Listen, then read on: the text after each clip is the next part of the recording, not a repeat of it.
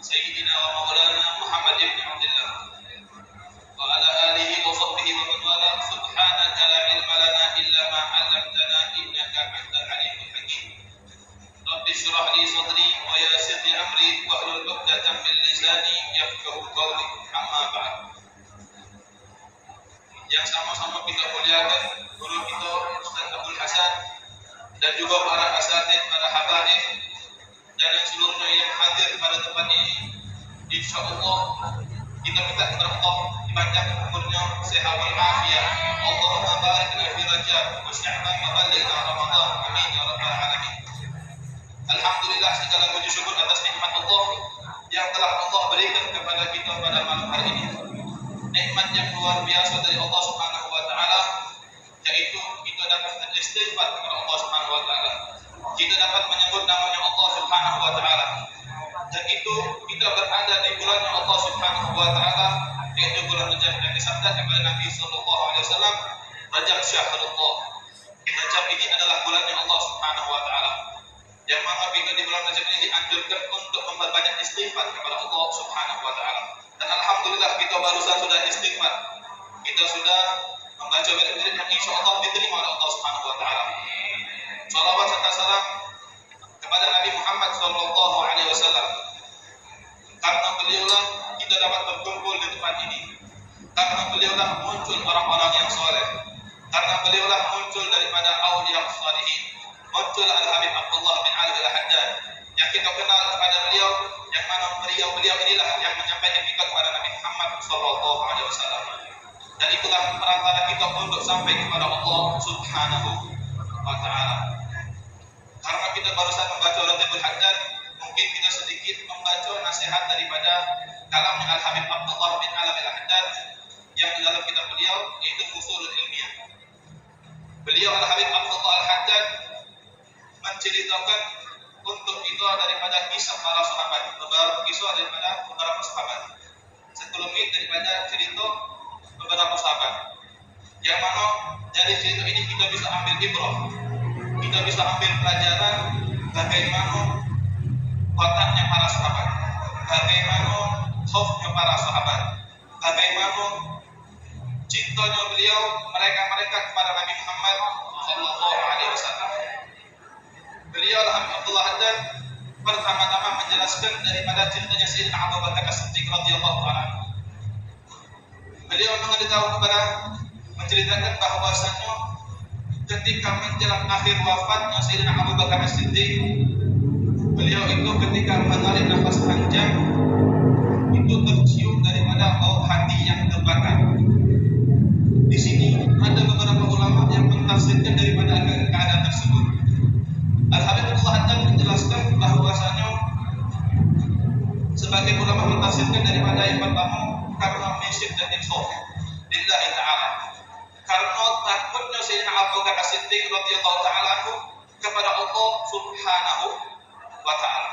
Karena saking takutnya luar biasa, akhirnya ketika beliau menarik nafas panjang itu tercium seperti hati yang terbakar.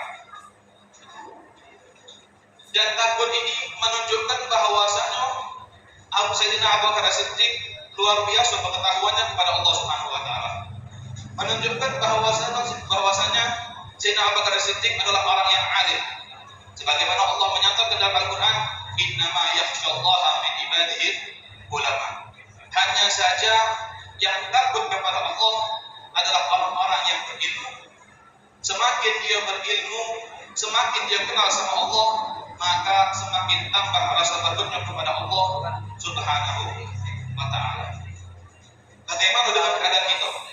Kita yang banyak maksiat, kita yang tidak kenal sama Allah, tapi kenapa kita merasa aman dari Allah Subhanahu wa ta'ala? Sayyidina Abu Bakar As-Siddiq orang yang luar biasa, dekat sama Nabi Muhammad SAW, tetapi beliau selalu merasa takut kepada Allah Subhanahu wa ta'ala. Dan Allah juga mensifati daripada orang-orang yang takut kepada Allah, alladzina yu'tuna ma atau wa qulubuhum wajilah. Orang-orang yang mereka beramal soleh, mereka luar biasa ibadahnya kepada Allah, akan tapi wa qulubuhum wajilah, hati mereka selalu merasa takut kepada Allah Subhanahu wa ta'ala.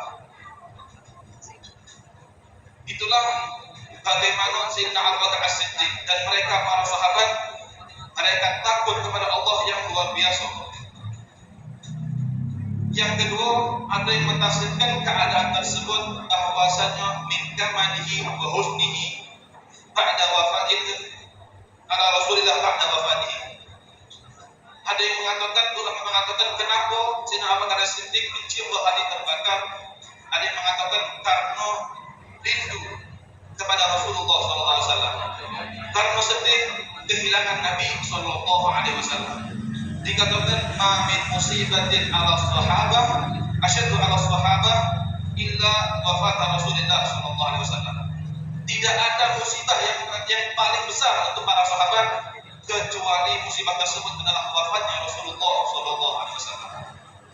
Karena mereka ketika mereka sumpah, ketika mereka sedih, ketika mereka galau, hiburannya mereka yaitu memandang wajah Nabi SAW. Berbeda dengan kita. Kalau kita sumpah, mungkin kita melihat pemandangan yang hebat. Kita melihat pemandangan, memandang laut. Kita mungkin atas gunung melihat pemandangan yang luar biasa. Berbeda dengan para sahabat. Mereka kalau sumpah, mereka datang pada Nabi, hilang itu kesumpahan, hilang itu kegundahan. Sebagaimana dikatakan di dalam Maulid Habsyi, tatanazzahul uyunu fi hadaiki mahasin jamalih. Fala tajidu makhluqan fil wujudi ala mithalihi. Sebagaimana dikatakan oleh Habib Ali Al-Habsyi, mereka itu para sahabat merasa bahagia mata mereka ketika melihat pemandangan yang indah, yaitu wajah Nabi Muhammad sallallahu alaihi wasallam. Fala tajidu makhluqan fil wujudi ala mithalihi. Maka mereka tidak mendapatkan keindahan daripada keindahan wajah Nabi Muhammad sallallahu alaihi wasallam. Walau jannah, walaupun surga. Mereka itu tidak menginginkan surga bukan karena surganya, akan tapi mereka kepengen surga karena di dalamnya ada Nabi Muhammad sallallahu alaihi wasallam. Dikatakan fi jannatin ma syaqani min wasliha illa liqad hibbi fiha khayyama. Tidaklah aku pengen masuk surga karena kenikmatan surga, akan tapi kami ingin masuk surga karena di dalamnya ada Nabi Muhammad sallallahu alaihi wasallam. Ini menunjukkan bahwasanya Sayyidina Abu Bakar Siddiq itu rindu kepada Nabi sampai tercium bau hati yang terbakar.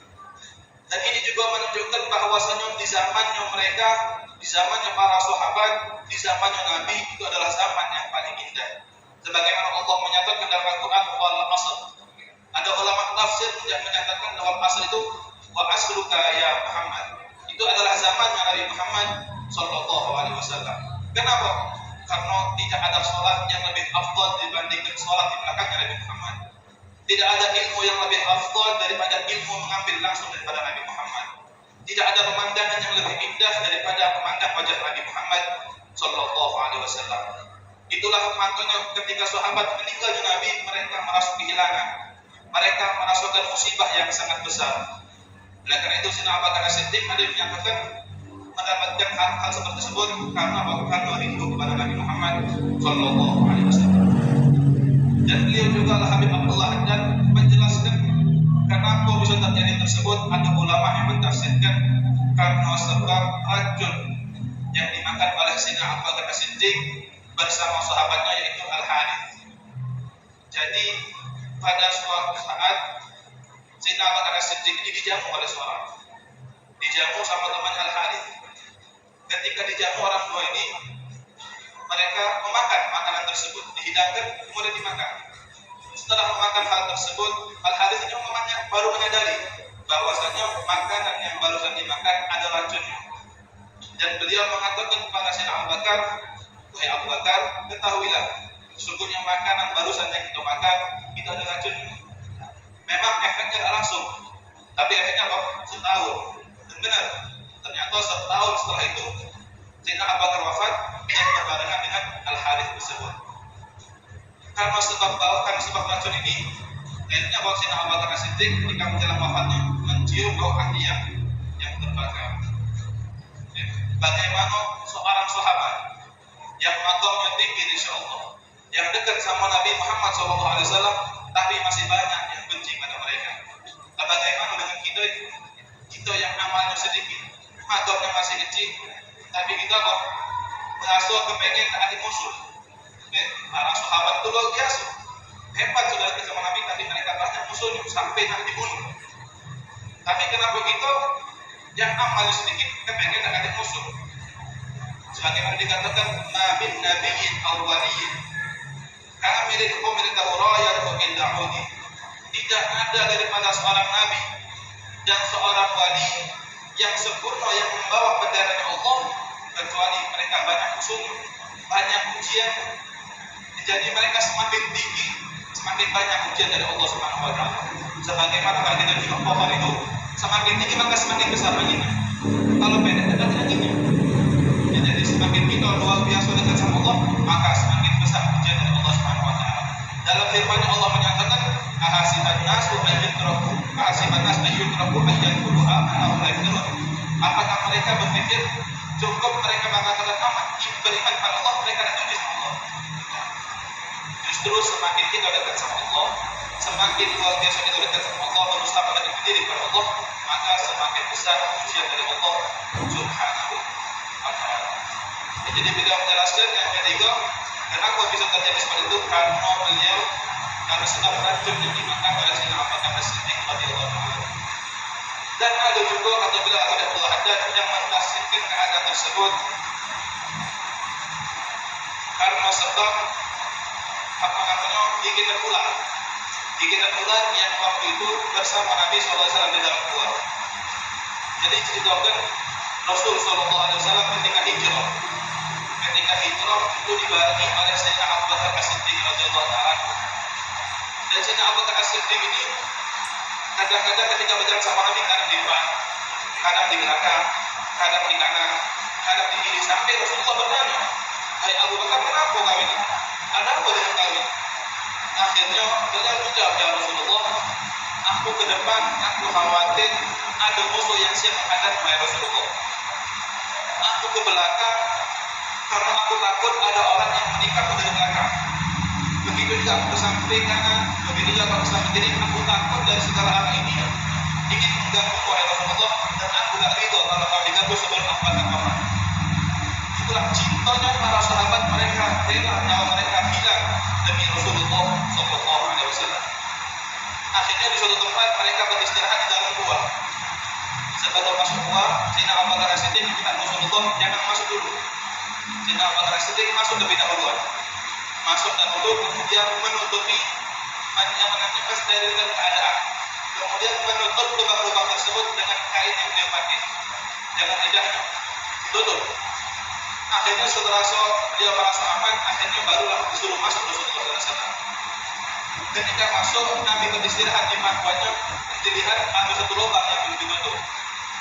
Ada satu lubang yang belum ditutup. Akhirnya karena takut mengganggu Rasulullah yang sedang tidur istirahat, beliau menutup lubang tersebut dengan kakinya beliau. Akhirnya gara-gara menutup tersebut, benar di dalam lubang tersebut ada seekor ular yang berbisa yang menggigit daripada kakinya Sayyidina Abu Bakar As-Siddiq. Karena sebab itulah dia akhirnya ada yang mengatakan kenal daripada orang mencium bau tersebut. Tapi ulama mentafsirkan ular tersebut aslinya bukan mau mengganggu, tapi dia tidak mau mengambil kesempatan, tidak mau rugi kesempatan ada Rasulullah di dalam itu. Beliau ingin melihat ular tersebut, ingin melihat daripada Rasulullah Sallallahu Alaihi Wasallam. Jadi inilah Sayyidina Abu Bakar As-Siddiq radhiyallahu taala anhu. Dia mencium bau tersebut, ada 4 yang ditafsirkan. Yang pertama karena masuk Allah, yang kedua karena rindu kepada Nabi Muhammad, yang ketiga karena sebab racun, ada yang mengatakan karena sebab digigitan ular. Akhirnya ada temannya para sahabat juga mengatakan kepada Sayyidina Abu Bakar, "Hai Abu Bakar, ala nad'ulan mu'min." Hai Abu Bakar, apakah kau mau aku panggil ke dokter supaya bisa menyembuhkan penyakit kau? Apa dia sama Abu Bakar? Karena imannya luar biasa, imannya kuat kepada Allah, yakinnya kuat kepada Allah. Dia mengatakan, "Idza ma'ritu fa huwa yashfi." Jikalau aku sakit, Allah yang menyembuhkan.